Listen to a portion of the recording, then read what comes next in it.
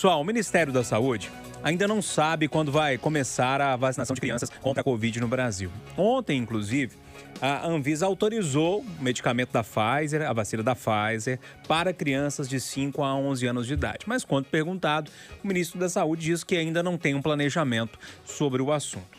Depois da aprovação, mais uma polêmica. Além do ministro falar que ainda não tem um planejamento, o presidente Jair Bolsonaro disse em live que não gostou da aprovação e disse que ainda ia buscar os nomes lá dos técnicos da Anvisa que aprovaram as vacinas para as crianças e divulgar. E aí, Alessandra, polêmica. Pois é, o grande problema disso tudo é que do lado de cá, para além do governo e dos órgãos, tem os pais que sempre ficam com dúvida se vacinam ou não os filhos. Já há uma dúvida inicial e quando essa dúvida vem do governo, o problema é ainda maior. E para falar sobre esse assunto, a gente recebe aqui no Itatiaia agora a professora da Universidade Federal de Minas Gerais e médica pediatra, Cristiane Dias. Cristiane, boa tarde. Boa tarde, Júnior. Boa tarde, Alessandra. Boa tarde a todos que estão ouvindo. Prazer estar aqui falando desse tema tão importante. Prazer é todo nosso, professora. Obrigado pela gentileza de ter atendido a gente nessa tarde de sexta-feira. Para começar, professora, a senhora acompanhou esse processo? Um pai que chegar para a senhora agora e perguntar, olha, eu devo vacinar meu filho? Qual a resposta que a senhora daria? Não tenho dúvida nenhuma de falar que com certeza deve vacinar seu filho, né? As crianças sofreram muito ao longo da pandemia, né? As questões de afastamento do convívio social, os comprometimentos das atividades escolares que elas foram privadas, o estresse inerente à pandemia, tempo excessivo de tela, né? A gente sabe que as vacinas são seguras e eficazes, a gente precisa proteger essas crianças e minimizar esse sofrimento todo que elas já passaram até aqui, né? A gente tem vários dados, a ciência veio aí de uma forma muito certeira, trazendo essa segurança da vacina de Covid na faixa etária também de crianças, assim como em adultos. A gente sabe que é uma proteção maior que 90% e a gente já tem dados, por exemplo, dos Estados Unidos, que já vacinaram mais de 5 milhões de crianças, não teve nenhum óbito e nenhum efeito colateral grave que justificasse alguma preocupação maior em relação a essa vacina nessa faixa etária. Professora, para a gente entender esse cenário, é comum que uma vacina, enfim, algum tipo de imunizante seja aprovado pela Anvisa e colocado em dúvida pelo governo ou não é uma situação comum? A gente vive tempos de muito questionamento e de muito negacionismo, né, Alessandra? Então, é sem precedentes o que tem acontecido. A Anvisa é um órgão que regulamenta, dentre outras várias funções, mas que regulamenta as vacinas.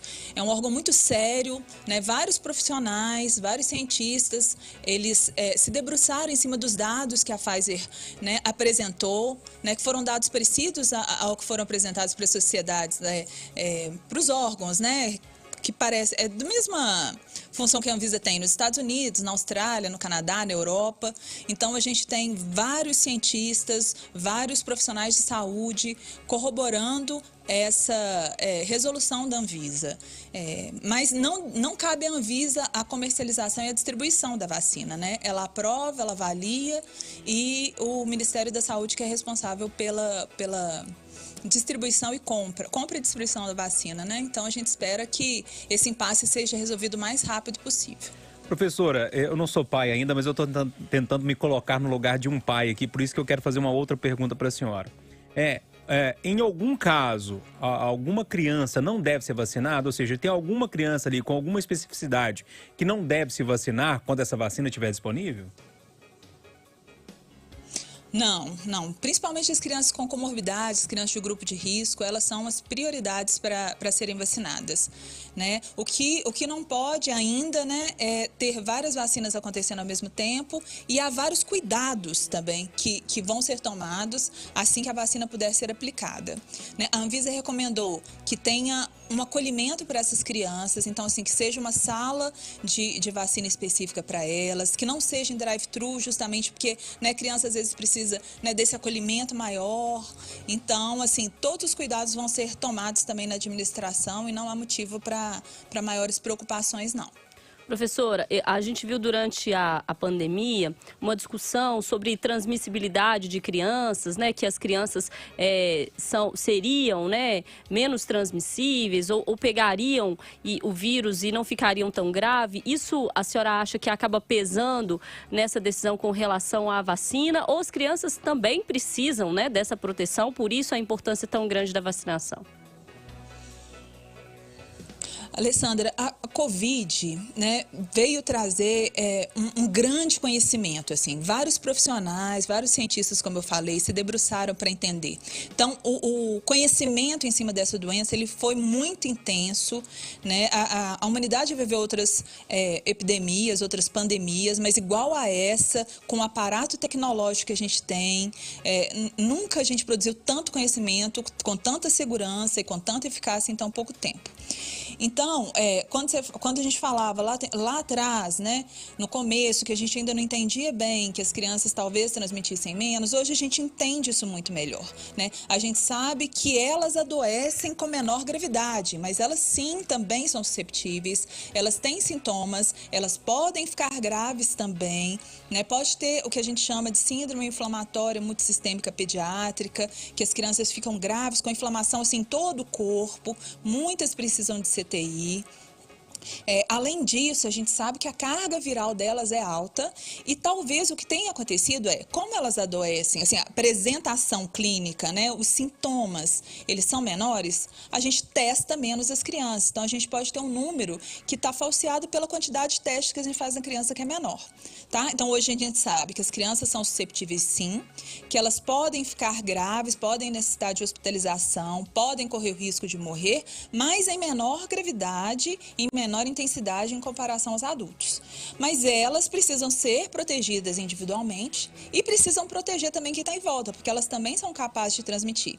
E toda vez que a gente tem uma transmissibilidade alta, quando o vírus está circulando muito, que é o que está acontecendo agora, a gente tem o risco de aparecimento de novas variantes.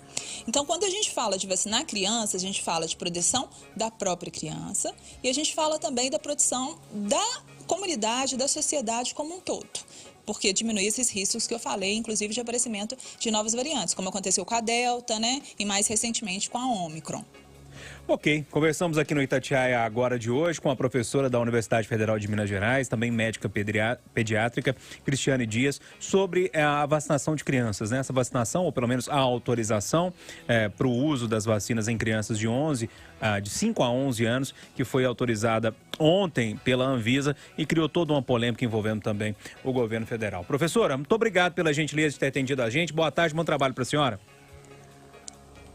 Obrigada, vou deixar só um recado final. Sim. Posso, Júnior? Lógico.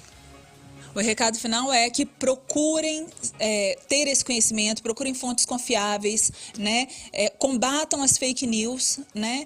E se informem, não deixem de tirar suas dúvidas, pais, mães, demais cuidadores, né? Procurem fontes confiáveis que as crianças só vão se beneficiar de se vacinarem.